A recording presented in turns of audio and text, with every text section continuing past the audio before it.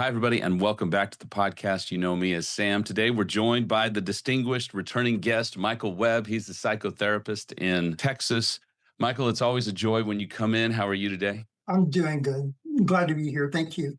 I always love coming and am honored to have something to offer. Well, you have a lot to offer, and it's proven by how many people love to work with you and listen to you and process on a level that is far below the conscious into the subconscious.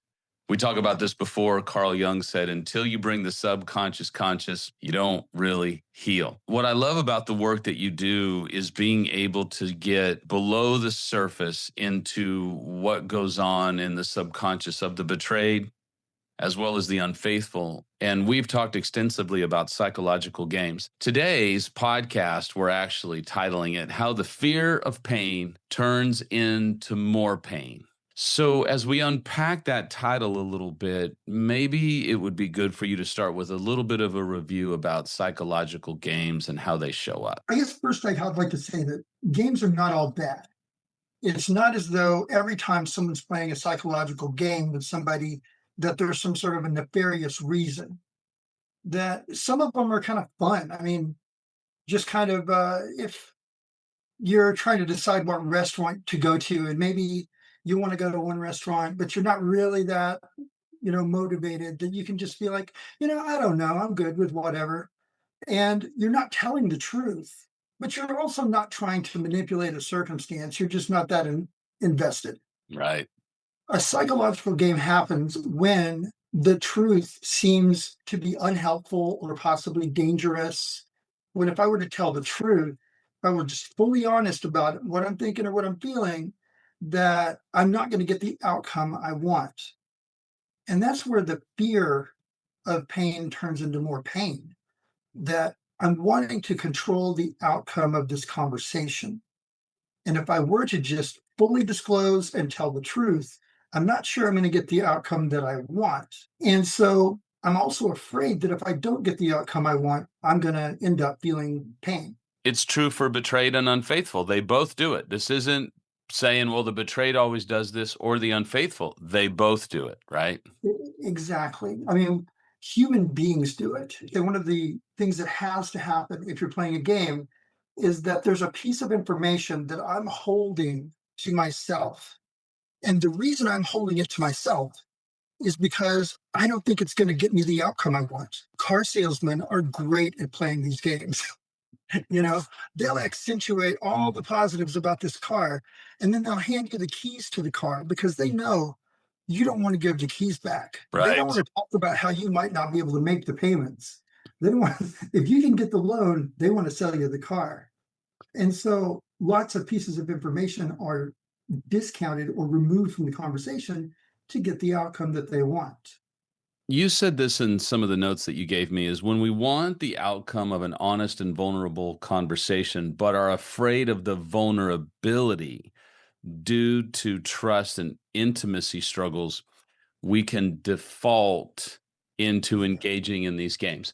So unpack that a little bit. Now, obviously, betrayal trauma, there's not much worse on the planet that No. really decimates vulnerability and trust and intimacy. But unpack that for the viewing audience as these psychological games start to weave their way into our everyday life. We'll start with, say, a betrayed person. They want to know everything.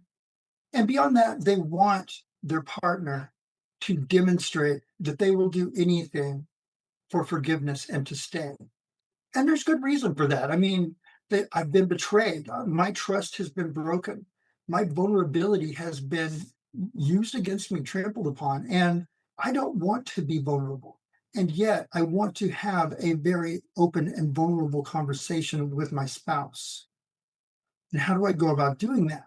Well, for example, I don't want to tell you every single thing I want you to do. And it's not so much that I want you to read my mind, but if I tell you all of it and then you do it, I don't know if you're doing it just because I ask you to do it or because you want to do it. And so I'm withholding, and usually we're withholding the most sensitive parts. The things that require the most vulnerability are the ones that I'm least likely to share. On the other side of it, the unfaithful, may be exhausted. They are feeling shame, guilt, remorse, confusion. They know that they have hurt the person in the world that they promised they would not hurt. And they hurt them in the way that they promised they would not hurt them. They may be very confused, in fact, about why they did it, which is one of the big questions. Why did you do it? And their answer, sometimes they fear that if I give you the answer, it's going to be more hurtful than betraying you. As much as they want to be vulnerable because they want to heal, they're also in a tremendous amount of pain. And although it makes no sense when it's spoken, but in the mind of the unfaithful, they're thinking every single piece of truth I have told you has made you hurt more. How can more truth possibly help?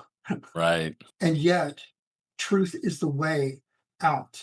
And so the fear of vulnerability in that sense is I want to avoid being in pain. I want to avoid giving my spouse more pain.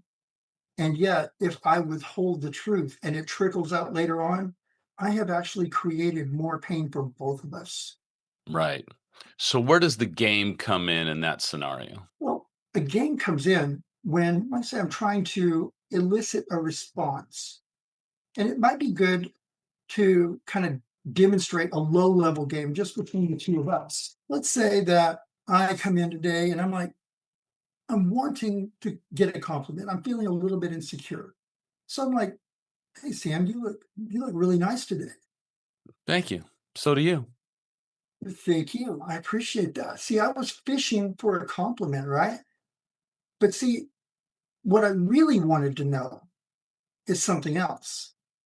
Let's say that I was afraid that I'm not doing a good job on these podcasts, that you might decide that you don't want to use me anymore because I'm not providing good information, or maybe there's just something wrong with me.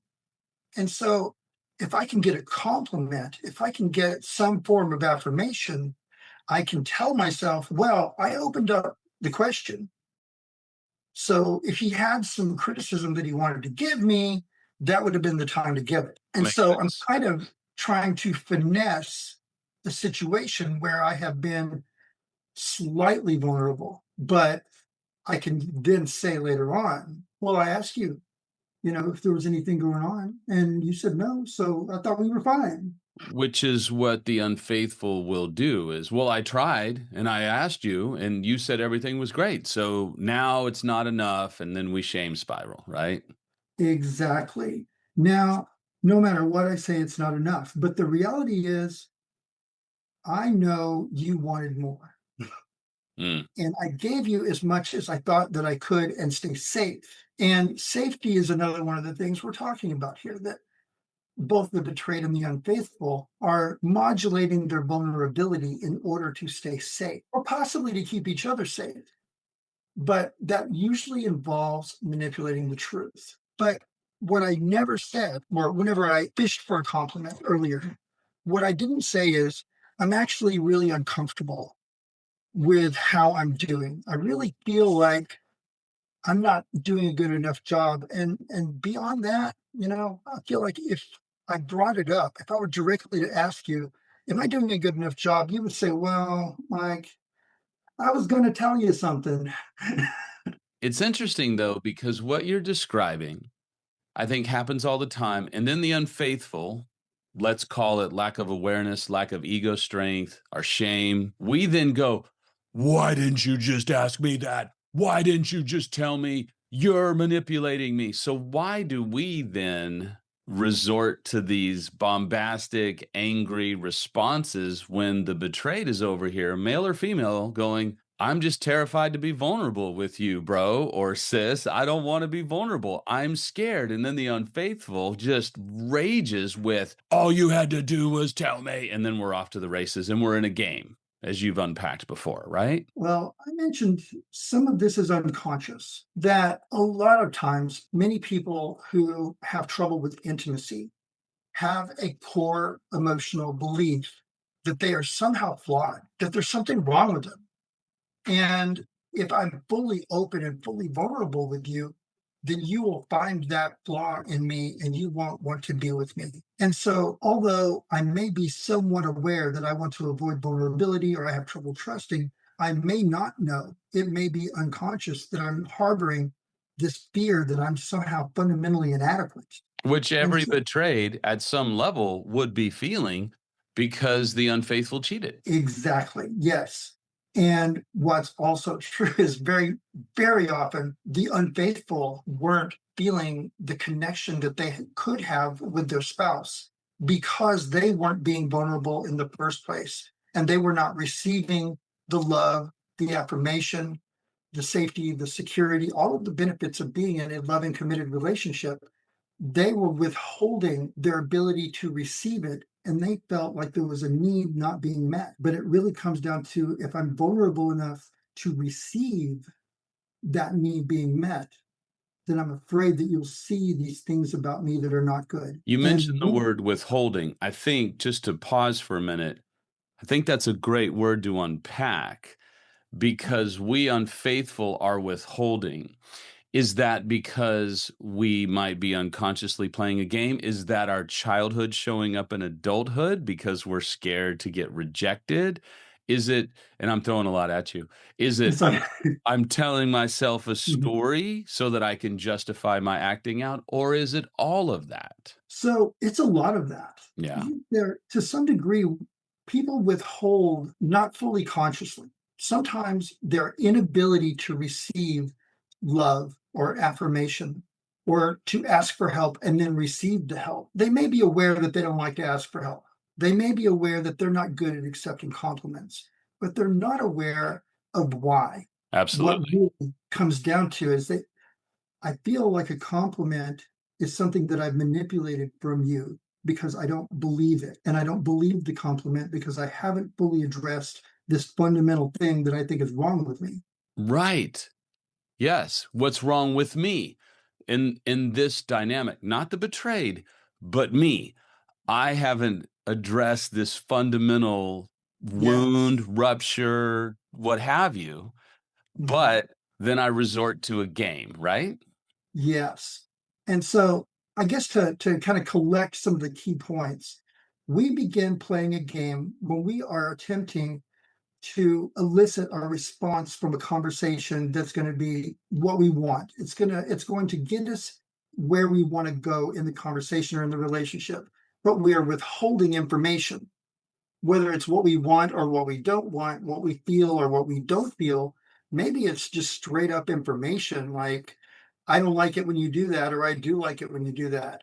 That I don't feel vulnerable, safe, being vulnerable enough to have the depth of conversation I need to have with you to heal the rupture that was caused by infidelity. And since I don't, I'm discounting your ability to receive the information. I'm discounting my ability to process the information, and I'm discounting us as a couple to be able to get through this. I'm essentially saying by withholding that information, I don't think either one of us can handle it. And the betrayed sits here going, what's happening right now, right? Yeah, what's happening? And so the thing is, if we were to just use that low level conversation we are about how I look, what I was really wanting to know is, am I doing a very good job? But because I didn't ask, not only am I trying to use your compliment of my flannel as a way to put a band aid on my insecurity, I have discounted the closeness of our relationship. That if I were to expose this insecurity to you, that you would be compassionate with me and say, no, you're doing a great job. Or maybe, hey, you could probably do that a little bit better. Maybe you could try something besides the flannel, you know? But I love your flannel, but I love what you just said. I have in this low level conversation, which is emblematic, if you will, of the larger things. I yes, have discounted. yes. So have I discounted because of the game, or have I discounted because of my own insecurities? Discount, I think Great. every betrayed is going to go, abso-freaking-lutely. You've discounted me. You've discounted our intimacy, our life, our decades together. Why do we discount? That is a great question. And it opens up a lot, actually. Because when I'm discounting my ability to be vulnerable with you, I'm giving into a fear of pain. It's going to hurt. It's going to be very uncomfortable. I may expose shame, regret, remorse, guilt, and I don't know if I can handle it. Right. So I'm discounting my ability to handle my own stuff. Yeah. But beyond that, I may be telling myself that if I tell you the whole truth, you won't be able to handle it. I'm discounting your love of me, your devotion of me. I'm discounting your ability to process through the truth. I'm also discounting the strength of our relationship. I'm saying that the truth that I would need to reveal is bigger than us. The truth that I need to reveal is bigger than us, and I don't have the emotional capacity to handle that truth appropriately. Is that fair? Yes, but see, here's why it's called a game. Because from the moment that I start discounting our ability to handle the truth, the moment that I start discounting that, I'm pretending. I'm pretending that we're close. I'm pretending that I respect your ability and your trust to handle it. I'm pretending that we are as devoted to each other as we really are. I am not giving us respect, either one of us. And the reason I'm doing that is because I've never faced this dark, painful thing about me. I love that. Keep going. That's exactly so on point for especially the unfaithful, but also the betrayed. We haven't confronted this dark wound or something. So I just wanted to highlight how poignant that is. So please forgive me for interrupting, but keep going on that nail. Absolutely. Well, you're driving this bus, and I really appreciate it. I've got a shotgun of information, and you're trying to focus it in, and you're doing a great job. But So, it's brilliant. well, see, the thing is that I've never faced that truth because I grew up in a dysfunctional family where we didn't talk things out. We didn't share our feelings. Nothing was ever resolved. And so if there was a big conflict on Thursday night, on Friday morning, everything's fine. That we never resolved it. We shove everything under the rug. We are rug shovers. That's what we do. If I'm going to shove this under the rug, my whole life, I don't even know what's under the rug. Yeah, it's a good point. I don't know how much is under the rug. It's a mountain. And I don't want to look under the rug, right? I don't want to look under it, but I know that if anybody did, they wouldn't like me and I wouldn't like me and it would be over. And here's the thing that is so, I got peculiar. It's something that just happens in couples and in relationships that if I've got this deep, dark pain inside of me, and it's been there since I was a child, and I'm protecting it and I'm holding it close because I don't want anybody to see it, I'm going to invariably act in ways that is going to create that insecurity and that pain in the people who attempt to love me. And this is something we talk about all the time. You and I have unpacked it, James and Neer and I in our other podcast. Would it be safe to say, and this is a little bit of a heavy-handed statement, but it's the truth, because we are self-protecting as unfaithful in this moment, right? Correct. And that's the thing. I am protecting myself fundamentally. And in the notes you had and I had talked about, I'm self-protecting. I am losing the opportunity to expose a fear of mine, vulnerability, to who should be the most trusted person in my life, right? Correct. That's the thing is that when I discount, I am robbing from myself and from you the opportunity to heal something that might have been there my whole life. And the thing is, if it was overwhelmingly painful when I was 7, it's probably not that big of a deal now. Right. But I still feel it as if it's overwhelmingly painful. It's a fundamental flaw. If anybody knows I'm shunned, I'm kicked out of the village, I'm done.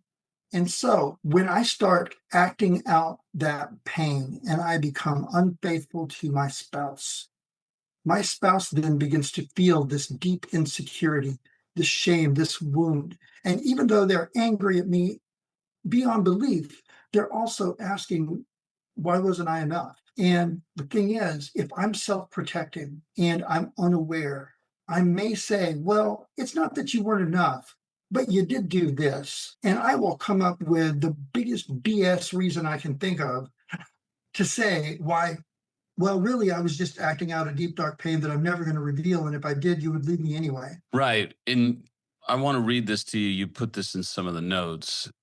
Because in reality, being dishonest is what will actually end the relationship. And if we're driven by fear, by a traumatized part, internal family systems, or ego state, transactional analysis, we've actually been trained by our family system to masterfully avoid the truth and make the elephant in the room our family pet.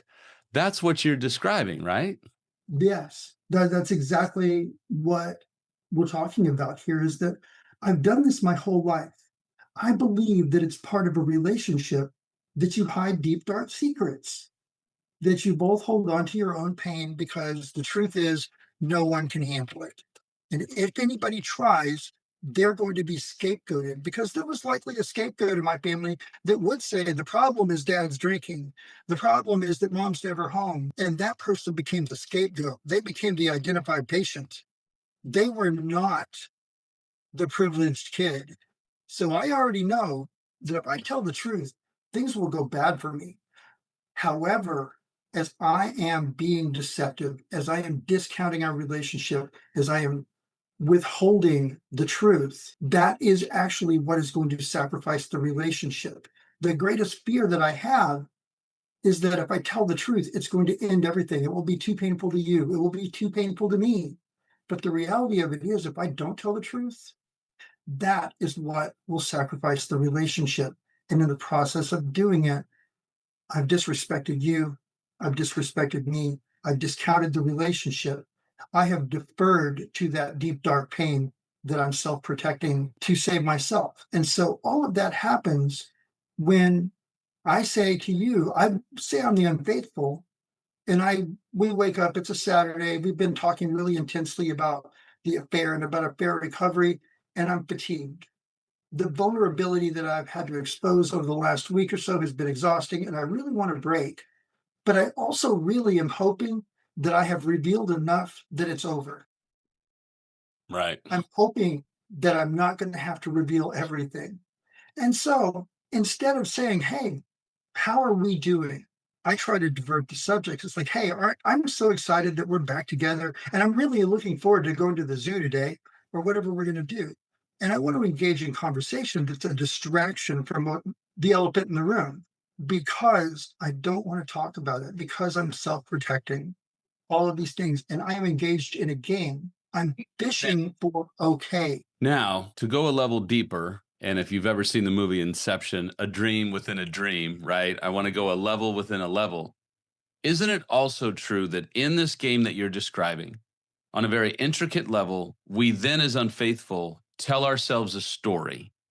They're not going to listen. They're going to shame me. I said this to her or him before, and all they did was shame me and come down on me. So I can't be honest. And all of this BS that Sam and Webb are telling me is BS because my betrayed is too reactive and too angry.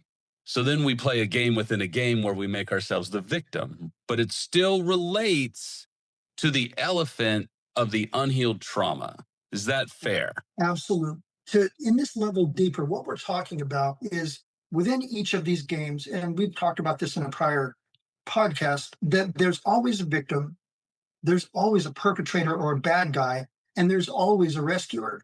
And the thing is, the child in me is usually the victim. The parent in me is often the persecutor. Sometimes the child is. Right. And the rescuer is sometimes the nurturing parent in me or the child in me that always rescued as a kid. He was the family star, if you will. Right. Well, if I'm playing a game, I'm also surrendering the reins of my life to a regressed ego state, a younger part of me that is not fully adult and not fully present. And so within myself, I am rescuing me. I'm rescuing that wounded child by trying to divert the conversation to something that's a little more comfortable and a little bit less threatening to the child. In doing that, I'm also manipulating somebody that I have already manipulated, Mm. betrayed. That's a cold, hard truth, but it needs to be said. especially for the unfaithful to hear, because I go back to the statement that we are actually robbing our partner or spouse, and we are robbing ourselves for the ability to have intimacy. And intimacy with transparency and honesty is the only thing that will rebuild trust in the relationship anyway. So Yep. once again, we unfaithful are cutting our own legs out from underneath us, right? Yes. Thing is, though, for the betrayed spouse, if they had something that's been shoved under their rug all these years, if there was any insecurity or any fear, any doubt in them about themselves in terms of their self worth, their desirability, or possibly even a regret they had in the relationship from earlier on, the infidelity is going to pour miracle grow on it, and it is going to be florid. And so their own fears, their own insecurities have now come to life as well. And so the game inside of me is, as the betrayed, I want my partner to do some Herculean act to prove to me that they know they screwed up and they really love me. I want that. I also do not want to be vulnerable enough to receive it. Yeah. And so if I'm feeling these insecurities and this shame that has been put on me by the infidelity, and also the shame that I might have been holding, I'm going to be very reluctant to be vulnerable, very reluctant to let this happen. And yet it is the deepest desire of my heart. So I'm playing a game also inside the game internally. If I don't allow myself to have the vulnerability to have the conversation required to begin healing the infidelity, if I don't allow that to happen, I'm rescuing myself on one level and I'm discounting my marriage on another. And in basketball terms, I'm kind of setting a pick, or I'm putting up a buffer that keeps me what I feel safe, but robs me of the ability to have this intimacy, which is what we so desperately need to heal a relationship. For those of you that are watching and listening, we're not just going to say, well, just go get vulnerable. But what does the game players or the marriage or the relationship, how do they start to put an end to the game and actually communicate above board, which is everything's out in the open? How do they start? And we can unpack this. This will be a great follow-up conversation, but just to give them some sort of hope so they don't just leave here going, well, great, guys. You just told us about a bunch of games and you left us high and dry. So what can they start to do on an incremental level? To begin with, recognizing, okay, I need to be vulnerable enough to where this conversation will go deep enough to heal the wound that has been created by the infidelity, or it won't work. I know that. However, I also know that I'm very scared. For that matter, on both sides, I'm very scared. And can I hold out in a conversation long enough to be fully honest? What I mean by that is I can say, this vulnerability and the shame and the guilt is exhausting. And I don't even know what I'm doing. I don't know how to do it. And I'm terrified, but I'm also willing to put everything into our recovery. And so I may not be doing it right. I may not be doing it well, but here is the truth. Yeah. And let's say I'm the betrayed and I'm really exhausted. I would like a couple of hours today where we don't talk about the affair, not because it's right. I don't even know if it's right, but I need a break. I'm exhausted and I feel myself becoming defensive even against my will. Now, that is honest. Is it the right thing to say? Maybe not. But it's the truth. Beyond that, being vulnerable, we can only be vulnerable about things that we are aware of. Yeah. And some of this stuff, very likely that people are not aware of. And so another part of it is recognizing that, I'm not right now comfortable being vulnerable enough with you to have the conversation, heal our relationship. But I want to. I'm Yeah. not going anywhere. But I'm telling you, as the betrayed spouse, I'm telling you, I need you to demonstrate to me, not just in the ways that I've told you, but Be- in the ways that, yeah, you were incredibly, capable of taking a lot of initiative into having an affair. I want to at least see that kind of an effort to keep me around because if you do that, that might make me capable of the level of vulnerability I'm gonna need to let you touch me in a way that will heal this. And I think it's beautiful in this moment because we unfaithful are like, well, I'm just going to screw it up. I'm just going to blow it. But if we're just doing, and we said this in an earlier podcast on the parental child dynamic, if I'm just doing what you've asked me to do, I'm really not showing a lot of want to. I'm actually just checking boxes. If I really want the relationship, I'm going to go above and beyond in what I'm doing because I don't need to be babysat and I don't just need to make mom or dad happy. I need to have the want. And if I have the want, I've got to show the want by doing more than just what's being asked of me. Because if I really am passionate about this relationship, I'm going to show it. I'm not just going to talk about it. Now, as a disclaimer, for those of you that are listening and watching, this is not a D-Day conversation. This is usually months, maybe even years down the road. It could be even decades down the road if you haven't done this level of work, which is a layer within a layer. But I want to throw out something here that I think is also a good caveat. You know, Terry Real, he's brilliant. In the infidelity space, he's just kind of doing some stuff. But in terms of marital recovery, he's really brilliant. He's a kind of a forefather. And he says this, and this is going to be a little bit controversial, but it needs to be said because the only way that we can do this work is this approach. He says this, he says, in marital recovery, harshness has no redeeming value. Now we know there's triggers, there's reminders, there's rage, there's intrusive thoughts, there's all this emotion. But I hear what you're saying is we have to be stable and we have to be able to slowly move into vulnerability. Harshness will not accomplish this feat. It doesn't mean that we're Stepford wives or Stepford husbands. It doesn't mean that we're trying to be Barbie and Ken, but it does mean that until I can get to a sincere place of vulnerability, I'm not going to be able to do this work. Would you agree with that little tangent? Absolutely. And that's the next, I guess, suggestion, if you will, is if you're aware that the reality is you don't trust anybody or you trust very few people and you only trust them a little bit, or maybe you see all relationships as being transactional and you know I'm not trusting, you can also know it's not because of other people. You're untrusting because of you. And that means you're not going to be able to be vulnerable enough to heal your marriage. And chances are that lack of vulnerability was what was a big factor in the infidelity in the first place.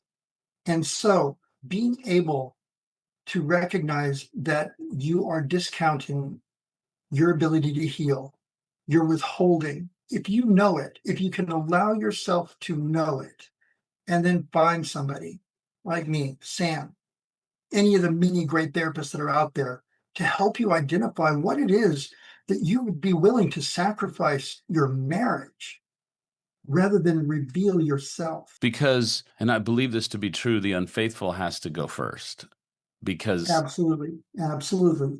The unfaithful has to go first we created because this. they created it. And also, to a degree, the affair, the infidelity itself was a discount. And every betrayed listening was like, you're putting it mildly there, Mr. Webb, but yes, you're exactly right. Well, it was a discount. Yes, it was also a betrayal, but it involved deception because I'm not honest about what I want. I'm not honest about what I need. I'm not capable of being truthful to you. And it's not because of you. That's the thing. Yeah. Whenever I don't trust, I believe it's because other people aren't trustworthy. And I am saying for now and for always, it is your behavior that leads other people to appear untrustworthy and your insecurity Yeah. that leads you to withhold the truth. It's a fascinating discussion. I think that this is something that if couples can grasp this game, it begins to at least clear out the fog and the haze that makes everything so muddy. It doesn't fix everything, but it takes you. Recovery is a game of inches, and just like football, right? At least if we're just moving forward, rather than getting stuck at the line of scrimmage or even getting pushed back for a loss.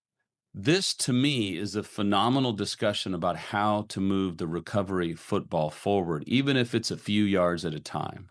Because if they can grab hold of this can at least make everything just a little bit easier, right? Absolutely. Another way of evaluating yourself before going into a serious conversation with your spouse about infidelity recovery on either side is, am I protecting myself? Am I seeking a particular outcome? Do I have a lack of faith? Am I discounting us? Am I Yeah, seeking a particular outcome? Am I avoiding telling the whole truth? And am I afraid of experiencing the pain yeah, and then giving into the fear? If I am, I need to talk to somebody. I need to take a break. If I'm giving in to those questions, to those fears, then the conversation's not going to go well. It's right. not going to help. That's exactly right. And that's where, for those of you who are watching and listening, who are my clients, that's where we have to do this little thing called grow ourselves back up and get out of a regressed ego state and get out of even the drama triangle, which we'll unpack at another time. But it all involves getting into our adults. So, Michael, I'm sure so many people are probably listening and going, okay, this guy's just, as usual, reading my mail with prophetic insight for what it's like to be me, unfaithful or betrayed. So if people want to get in touch with you, if they're like, "Hey, can you be the guy that helps me do the work?" and you have a thriving practice, and we don't know if they can or can't, but if they want to get in touch with you, how do they reach out to you? So, outside of the state of Texas, I can coach people through some of this. Within the state of Texas, I can do clinical work. And if you look up Michael Webb, LPC in Keller, Texas, on Psychology Today, send me an email, send me a text. That's the best way to get in touch with me, and I will get back with you. And if it's a good match and we're able to link things up, then absolutely. If not, I'm not just going to drop you. I'll help you find somebody that's going to get you what you need. And I really hope that today has helped every one of you see yourself and see your partner in a different light. This is hard work. People roast me all the time. What is the work? What is the work? This is an example of the work. It's deep. It requires self confrontation and self compassion. It requires compassion on your partner, but also it requires compassion on yourself. But it's possible. I mean, if you were to sit with Webb and I off camera and listen to how much work we've had to do to become stable and healed individuals, you would marvel. Guys, if Michael and I can do it, you can do it. It's a journey. Absolutely. Yes. We're two of the most messed up individuals that somehow the universe and God has chosen to do work like this, because what I love about you is that you can be compassionate with people that kind of act in ways that really don't necessarily justify compassion, but you can see beyond the conscious and get into the subconscious and even the unconscious. And I've striven to try and be just like you in my practice. And so we're honored that you would spend time with this little podcast. And for those of you that I can help, you can always reach out to me at samshealingpodcast@gmail.com. I'd love for you to obviously subscribe and follow. If we can help in any way, maybe we're not the guys, but we can lead you down the road. Michael taught me this years ago. He said, we're just tour guides. And some people want to take the tour and some people don't. But Michael, on behalf of everybody, you're a pretty freaking fantastic tour guide. So thanks for coming in. Thank you for having me. I'm always grateful to try and be here. And you can wear a flannel shirt anytime you want, brother. Let me just tell you that. That's most of what I've got. So we're good there. Guys, thanks for tuning in. We'll see you next time on the podcast.